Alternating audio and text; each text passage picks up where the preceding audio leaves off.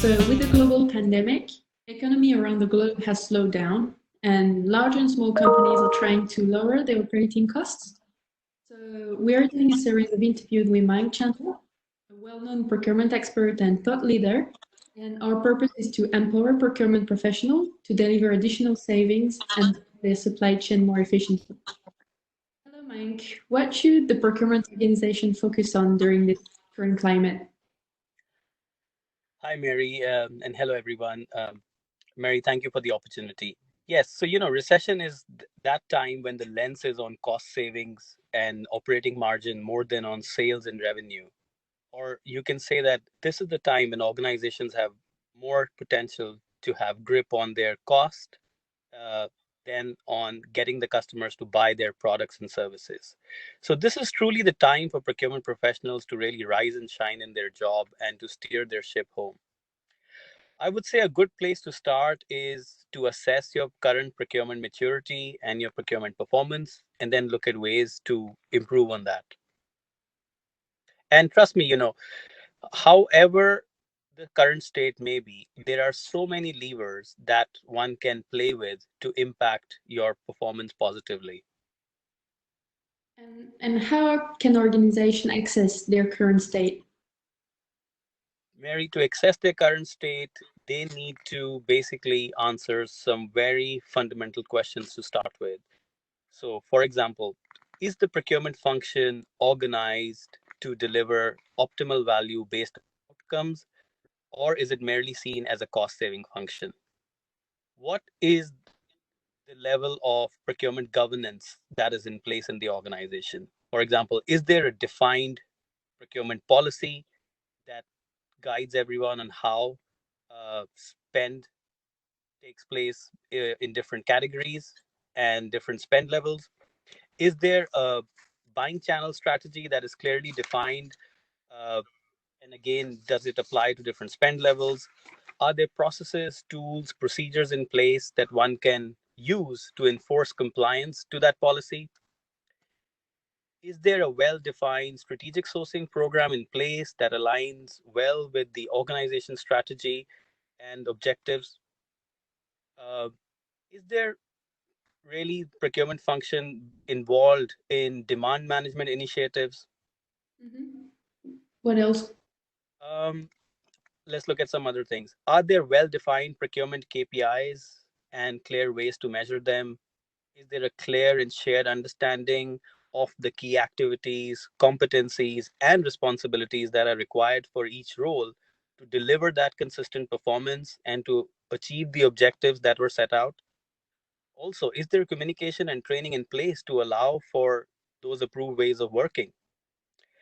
And also, I would mention another important one in this area would be, does procurement really lead a well defined supplier performance and risk management program? And do they have supplier classification in place? So, those would Mm. be some areas to look at. Yeah, yeah. Well, that is already some big list. So, what are these typical performance indicators that you mentioned? Yes, so Mary, like a doctor, one can really measure the health of an organization by simply measuring performance against these key performance indicators. So, to give you some examples, what percentage of spend is under management control and is influenced by procurement? That's a very key measure. For example, 80% plus spend being influenced would be a very good example of an agile, mature organization. What is the percentage spend with your top suppliers? Also, look at the other way. How long is your supplier tail? What is the percentage of your maverick spend? If you have 40% or more maverick spend, then it indicates a fairly immature organization. What is the percentage of contract compliance in your spend? A 95% plus spend would again indicate a very world class organization. Then there's some more metrics like, what is the average requisition to cycle time, requisition to order cycle time? What is the percentage of e invoicing enabled suppliers? Again, 90% plus would indicate a fairly mature organization in this space. Then look at some other simple efficiency measures like average cost per PO or cost per invoice processed, or the number of POs or invoices per FTE? What is the percentage of timely invoice payment you do? What is the percentage of spend under programs like payment term discounting?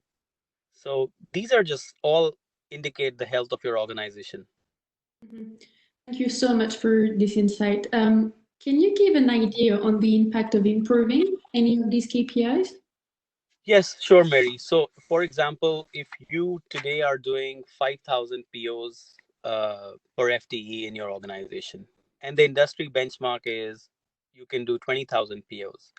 So, even if you were to double your PO efficiency and let's say achieve 10,000 POs per FTE, you would be bettering your, and let's say you do 200,000 POs annually. It could mean that you're saving about $1 million plus on just PO processing cost. And this is just assuming a certain cost per resource to process those POs. Or give you another example. Let's say if you introduce a payment term discounting plan, a payment term discounting program, and you bring it to 10% of your spend, it could easily deliver a couple of $1 million of additional savings per $1 billion of spend that you have in your organization.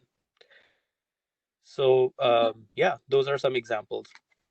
Yeah, no, that's very interesting. Thank you, Mayank.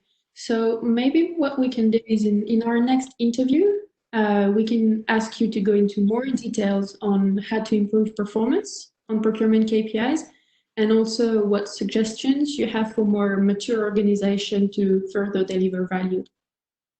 Sure. Thank you, Mary. My pleasure. I think it will be really good to talk about these in more detail. Thank you. Bye. Mayank, bye.